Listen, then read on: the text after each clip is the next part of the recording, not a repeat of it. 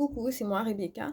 Donc là, on était dans bienvenue dans la deuxième partie de ce cas pratique qui porte donc sur l'action que devrait engager la SAS de Monsieur Pat du fait qu'elle ait cédé ses actions à la SAS Global qui est devenue actionnaire majoritaire, mais qui, du fait qu'elle ne s'occupe pas de la société en question et préfère s'occuper d'une autre, a,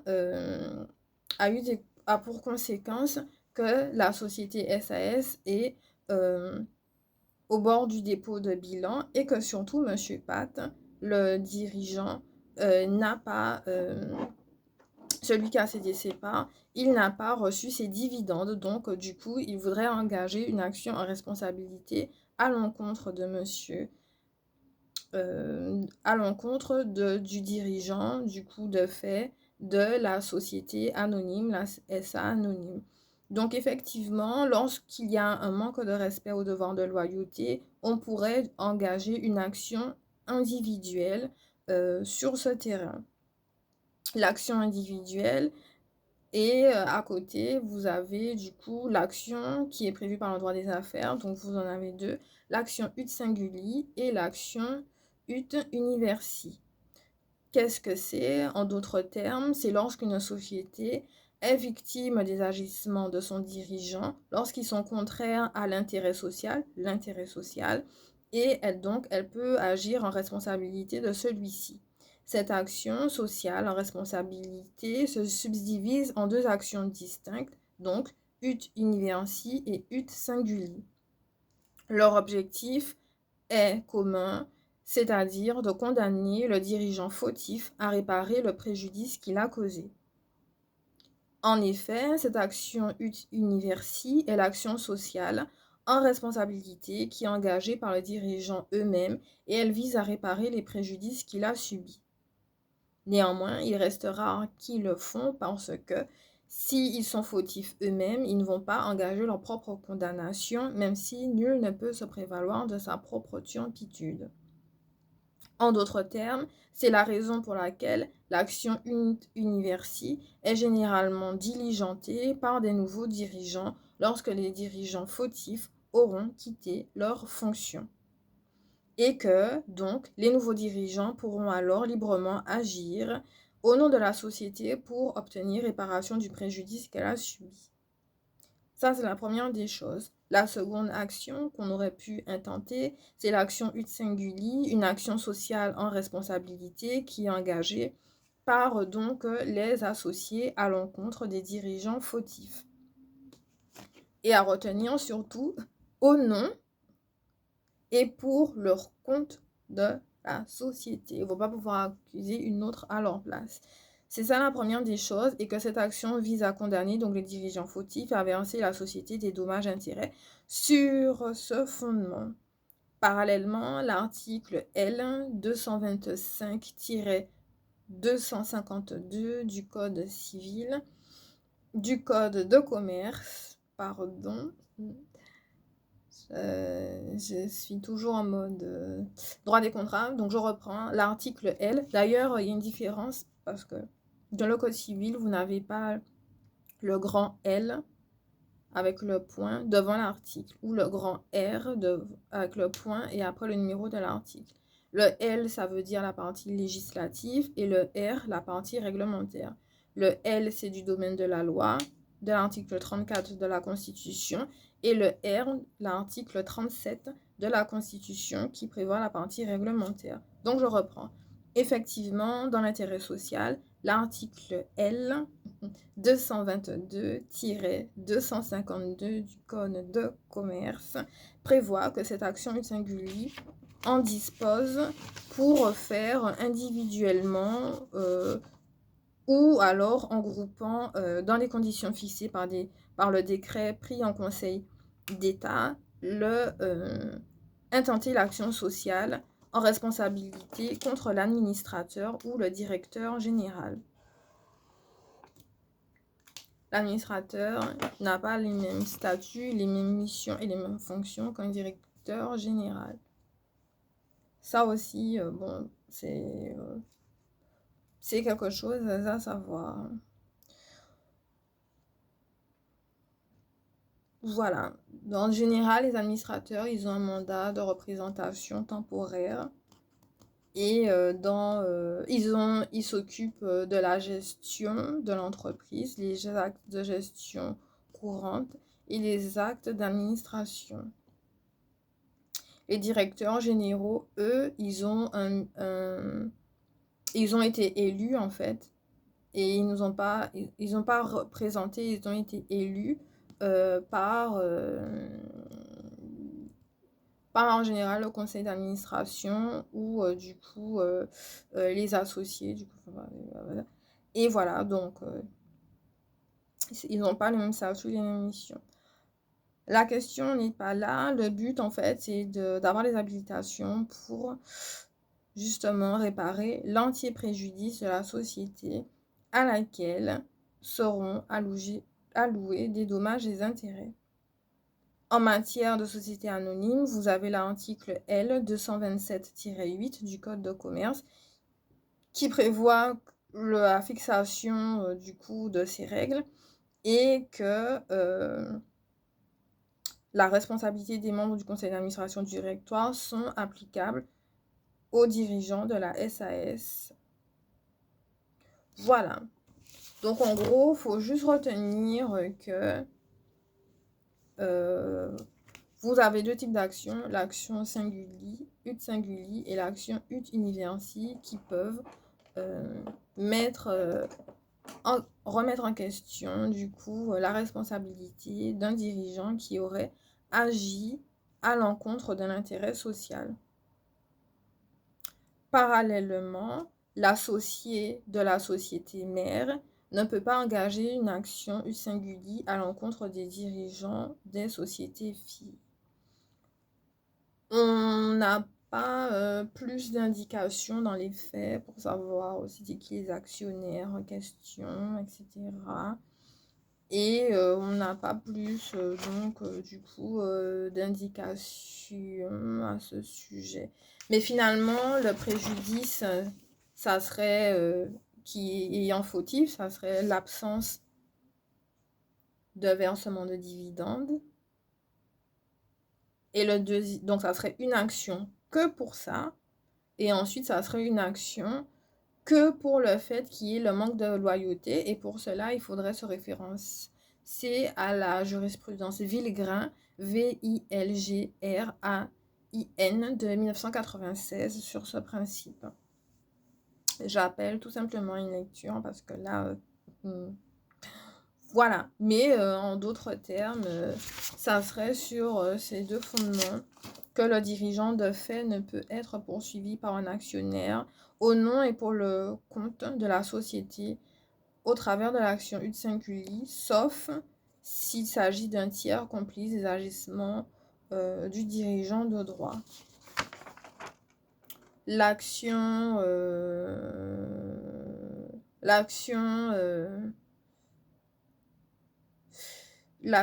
pour les fautes de gestion également, donc du coup vous avez ça, et Monsieur P peut demander à ce qu'il y ait un administrateur ou un mandataire ad hoc qui soit nommé à la place du coup du représentant de la société anonyme globale. Vous avez l'action individuelle à côté de l'action ut singuli et ut universi, mais sur le terrain de 1240 du Code civil, qui peut être aussi envisagée. Donc ça, c'est dans le cas où la société serait in bonis. Et franchement, l'arrêt Villegrin, faudrait peut-être pas passer à côté parce que c'est intéressant de savoir que le devoir de loyauté ni d'une obligation de non-concurrence, à moins qu'elle ne soit engagée dans les statuts ou d'un pacte statutaire, ou qui ne se rend coupable d'actes de concurrence. Donc, en fait, si Monsieur P a pris... si Monsieur P a donné sa société, qui est détenue maintenant à qu'il a donné 75% de ses parts, c'est que quand même, il y a eu un privilège. Donc, normalement, il doit privilégier la société qui lui a été...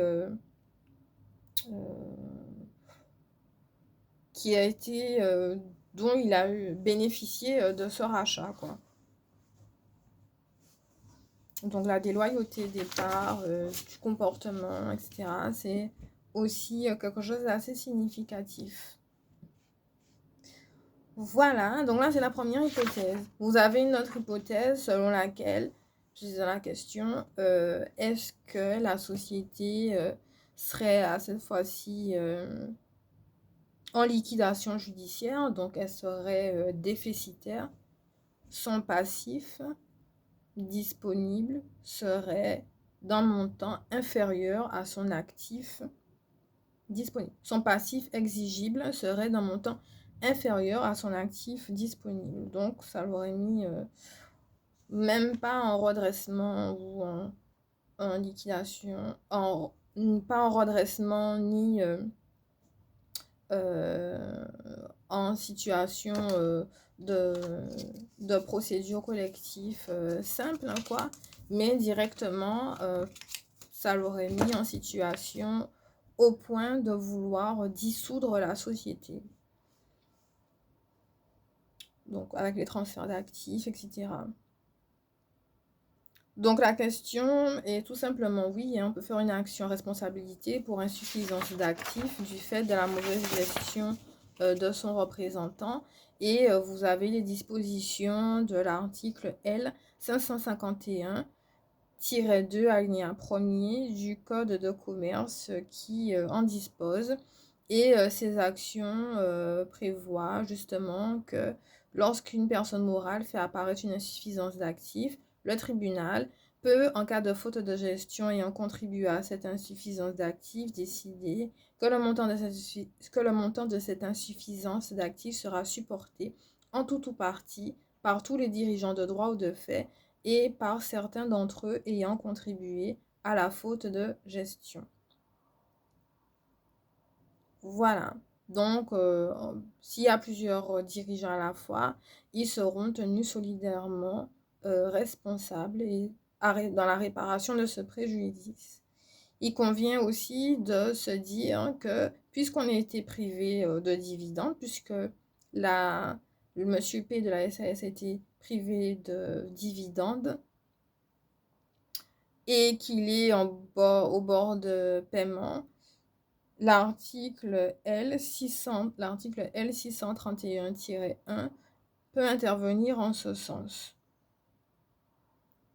Et donc du coup, vous avez la face avec le liquidateur judiciaire, etc., qui lui va essayer de redresser la société.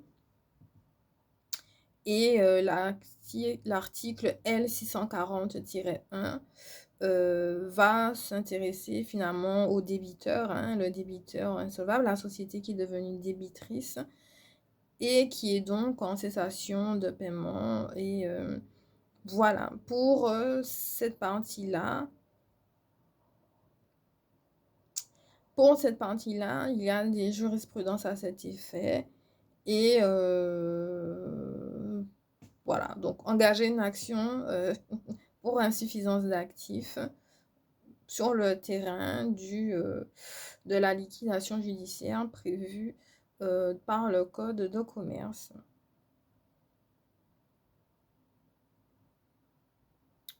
Ça, c'est la première des choses. Ensuite, vous pouvez aussi demander le remboursement de vos apports. Ça veut dire que les 75% pourront être remis à la SAS qui avait cédé ses parts à la SA. Voilà, donc du coup, c'est quelque chose d'assez intéressant. Même si ça sera aux associés. Ça sera aux associés après de récupérer leur remboursement d'apport une fois que la liquidation supposons hein, qu'il y ait une liquidation, aurait abouti. Donc voilà ce qu'on peut se dire sur l'action en responsabilité pour insuffisance d'actifs qui peut être engagée par le liquidateur judiciaire à l'encontre de la SAS. Voilà, donc là c'est une partie qui reprend effectivement l'action ut singuli, l'action ut universali, l'action personnelle sous 1240, si la société est toujours in bonis. Après, si la société est en liquidation, on parle de malus de liquidation, voilà, vous avez des actions qui sont faites contre un dirigeant pour insuffisance d'actifs lorsqu'il a placé sa société en liquidation judiciaire. Et ce sont les dispositions du Code de commerce qui le prévoit. L651 et suivant. Et ensuite, vous avez le fait que les actionnaires puissent reprendre leur action par le biais de mécanismes de remboursement. Voilà, donc j'espère que cette première partie de réponse a pu un peu vous éclairer. En tout cas, on vous donne un petit peu un aperçu de ce qu'on doit faire en droit des affaires tous les jours, classiquement. Ok, maintenant je vous propose une seconde correction, un peu plus scolaire, un peu plus scolaire, mais qui est toujours tenable. Et n'oubliez pas de lire l'arrêt Villegrain de 1996. Je vous dis à tout de suite pour la troisième partie de ce cas pratique.